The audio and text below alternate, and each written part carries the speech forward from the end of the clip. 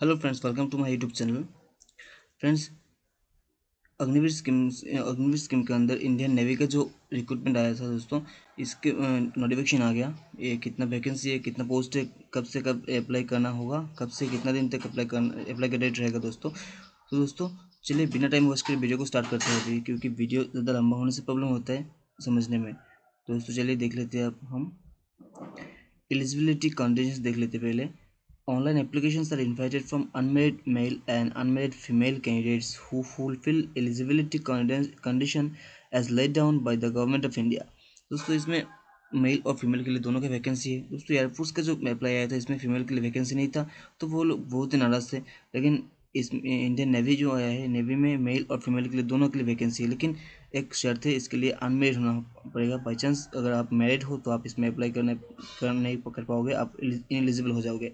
दोस्तों देखिए इसमें जो वैकेंसी है, Agniveer SSR for 1 November batch, the total vacancy sir, इसमें वैकेंसी होगा 2800 इसमें वैकेंसी होगा नेवी का, including A maximum of 560 female only. इनमें से सिर्फ 560 फीमेल के लिए है। Will be earmarked in the state wise manner. The eligibility criteria and board terms and conditions are laid down herein below। दोस्तों देखिए इसमें टोटल वैकेंसी होगा 2800, इसमें से फीमेल के लिए होगा सिर्फ 560 और बाकी है मेल के लिए। तो देखते हैं कि अभी इसमें एजुकेशनल क्वालिफिकेशन जो है वो क्या है, कि आप इसमें आपके क्वालिफिकेशन से इसमें अप्लाई होगा। देख लेते हैं दोस्तों। Qualified in 10+2 examination with maths and physics and at least one of this subject, chemistry, biology, computer science, from the board of school education recognized by Ministry of Education, Government of India। दोस्तों आपको 10+2 यानी कि second year पास होना पड़ेगा, HS second year clear होना चाहिए। और इसमें जो सब्जेक्ट होगा वो आपको मैथ्स फिजिक्स, मैथ्स और फिजिक्स तो रहना ही पड़ेगा। और इस ये जो 3 सब्जेक्ट दिया हुआ है, केमिस्ट्री, बायोलॉजी या फिर कंप्यूटर, इन तीनों में से आपको एक सब्जेक्ट होना पड़ेगा, यानी कि 3 सब्जेक्ट, मैथ्स फिजिक्स केमिस्ट्री या फिर मैथ्स फिजिक्स बायोलॉजी या फिर मैथ्स फिजिक्स कंप्यूटर साइंस आपको रहना जरूरी है, तभी आप इसमें अप्लाई कर पाओगे दोस्तों। दोस्तों अब देखते हैं कि इसमें एज क्राइटेरिया क्या होता है। देखिए एज क्राइटेरिया जो है वो है 1 नवंबर 1999 टू 30 अप्रैल 2005। इन 2 डेट्स दिया हुआ है, इस डेट्स के अंदर आपका डेट ऑफ बर्थ होना चाहिए। अगर इसके आगे हो गया, समझ लीजिए आपका डेट ऑफ बर्थ है 30 अक्टूबर 1999, तो आप इसमें अप्लाई नहीं कर पाओगे, क्योंकि आपका एज एक दिन या 2 दिन आगे हो गया है। या फिर देखिए 30 अप्रैल 2005, देखिए आपको मान लिया कि आपका 1 मई या फिर 2 मई आपका डेट ऑफ बर्थ है, 2 मई 2005 हो गया, तो आप इसमें अप्लाई नहीं कर पाओगे दोस्तों। तो आपको समझ लेना चाहिए कि आपको इन 2 डेट के अंदर आपका डेट ऑफ बर्थ होना चाहिए। दोस्तों अब देखते हैं कि marital status. Only unmarried male unmarried only unmarried male and unmarried female candidates are eligible for enrolment and as Agniveer in the Indian Navy. दोस्तों इसमें आपको अनमेरिड होना ही पड़ेगा, अगर आप मेरिड होता है आप इसमें इनएलिजिबल हो जाओगे। दोस्तों ड्यूरेशन ऑफ सर्विस देखते हैं कि duration of service, the Agniveer shall be enrolled in the Indian navy under the navy act 1957 for a period of 4 years। आपको इसमें 4 years का सर्विस होगा। Agniveer would form a distinct rank in the Indian Navy different from any other existing ranks. Indian Navy is not obliged to retain the Agniveers beyond the engagement period of 4 years. Leave 30 days leave per year shall be applicable for Agniveers. Additionally, sick leave will be applicable based on medical advice of component medical authority। दोस्तों इसमें जो leave होगा वो 30 दिन का per year आपको 30 दिन का लीव मिलेगा, 30 दिन का छुट्टी मिलेगा आपको। और एक्स्ट्रा अगर आपको कोई मेडिकल अथॉरिटी से, आपको कंपोनेंट अथॉरिटी से आपका कोई ऐसा दिया होगा कि आप कोई सिक हो, आपको कोई दुर्बल हो गया, आपका कोई मेडिकल प्रॉब्लम है, तो आप एक्स्ट्रा छुट्टी मिल सकते हैं आपको इसमें से। दोस्तों देखिए इसमें पे और अलाउंसेस देखिए। Agniveer will be paid a package of 30,000 per month with a fixed yearly increment. आपको मंथली 30,000 मिलेगा और ईयरली से वो इंक्रीमेंट भी होगा। In addition risk and hardship dress and travel allowances will be paid, सब कुछ पेड करके। सेवानिधि सेवानिधि देखिए, Agniveers shall be given one-time Sevanidhi package comprising their monthly contribution along with matching contribution by the government on completion of their engagement periods as indicated below। देखिए नीचे दिया हुआ है पूरा टेबल। फर्स्ट ईयर में आपको मिलेगा 30,000 आपको सैलरी होगा। इसमें से इन हैंड मिल जाएगा आपको 21,000। Contribution to Agniveer corpus fund 30% यानी कि 9,000।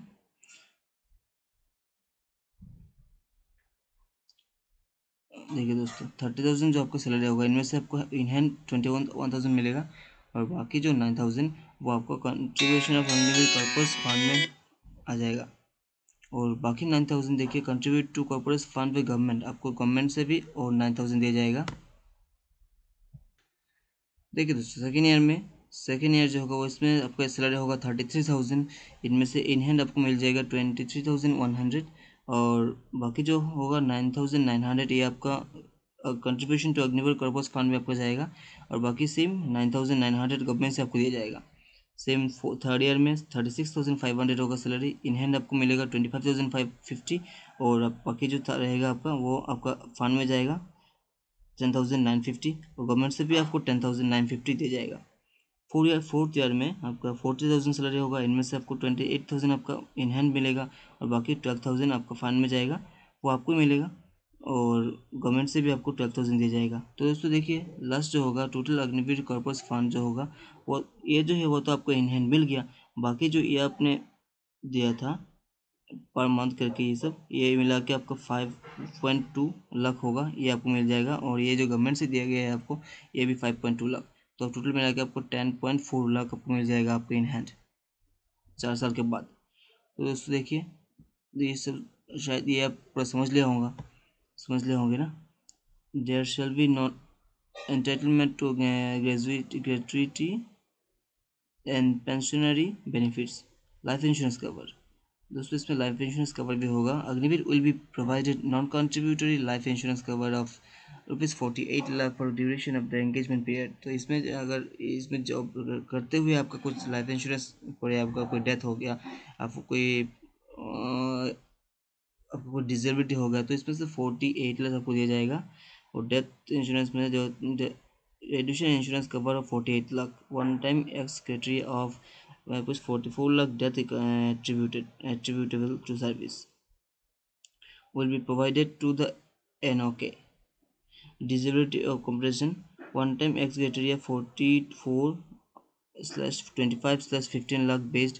आपका जो अगर कोई डिजेबिलिटी हो गया कोई वार में जाके, तो डिजेबिलिटी की वजह से देखिए 50%, 75%, 100%, ये हिसाब करके 50% होगा तो आपको 15 लाख, 75% होगा तो आपको 25 लाख, और 100% होगा तो आपको 44 लाख दिया जाएगा। ये परसेंटेज वाइज है।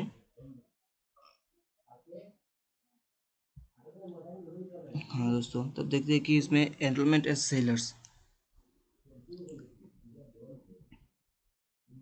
सो ये एलिजिबिलिटी में नहीं है, ये बाकी जॉब करते हुए तो बताते हुए आपको टाइम वेस्ट नहीं करके मैं बाकी प्रोसेस में जाता हूँ कि इसमें क्या क्या है। देखिए हाँ दोस्तों तो सिलेक्शन प्रोसेस देख लेते हैं कि शॉर्टर लिस्ट जो है वो है मेल के लिए जो रनिंग होगा। देखिए physical standards, qualifying in the physical fitness test PFT is mandatory for selection. Candidates undergoing PFT will do so at their own risk. PFT standards is as follows. देखिए टोटल जो running 1.6 kilometre running male के लिए, ये running 6 minute 30 second में clear करना होगा, यानी कि 6.5 मिनट में ये 1.6 क्लियर करना होगा, और फीमेल के लिए 8 मिनट दिया जाएगा ये क्लियर करने के लिए। स्क्वाट्स यानी कि उठक बैठक, मेल के लिए 20 और फीमेल के लिए 15 उठक बैठक करना पड़ेगा। पुशअप्स, मेल के लिए 12 पुशअप्स, मिनिमम 12 पुशअप्स मारना पड़ेगा, और फीमेल के लिए पुशअप्स नहीं चाहिए। बेंट नी सीटअप्स, सीटअप्स मेल के लिए नहीं है, फीमेल के लिए 10 सीटअप्स मारना पड़ेगा दोस्तों। दोस्तों देखते हैं कि अभी नेक्स्ट मेडिकल स्टैंडर्ड्स जो है वो देख लेते हैं।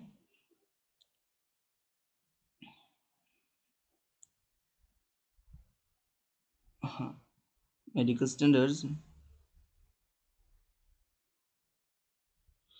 in gender, any candidate if found to have predominant characteristics of opposite gender as evidence on external physical examination will be rejected as unfit. Any candidates having undergone gender reassignment surgery will be declared unfit. Pregnancy: any female candidates who found pregnant shall be disqualified as her candidate rejected. दोस्तों पहले क्या बोला गया कि unmarried जो married होगा वो इसमें एलिजिबल नहीं है, फिर भी यहाँ पे अगर प्रेगनेंसी हो तो इसमें नहीं अप्लाई कर पाओगे। मिनिमम हाइट देखिए, मिनिमम हाइट जो है वो minimum height standards for male is 157 centimetres and for female is 152 centimetres. अगर आप मेल हो तो आपके लिए 57 सेंटीमीटर चाहिए और फीमेल हो तो 152 सेंटीमीटर चाहिए आप इसमें अप्लाई करने के लिए।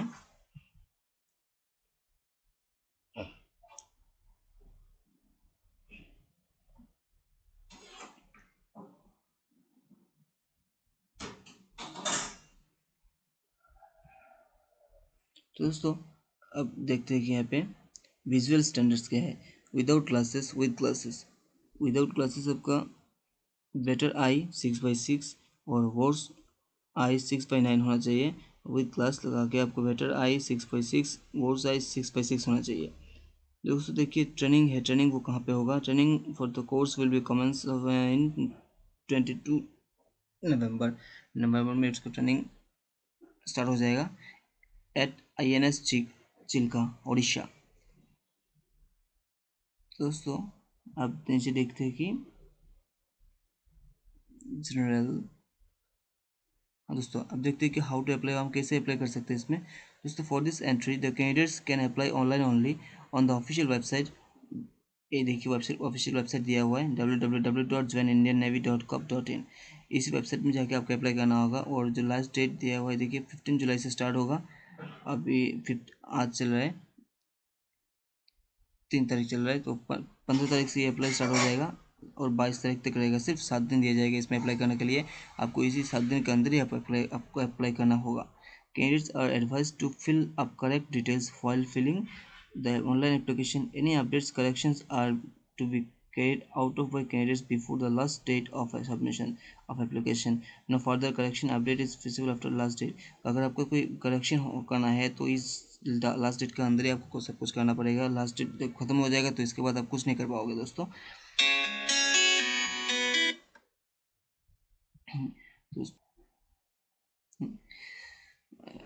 Data submission application incorrect declaration of information by candidates identified at any stage would result the cancellation of candidature।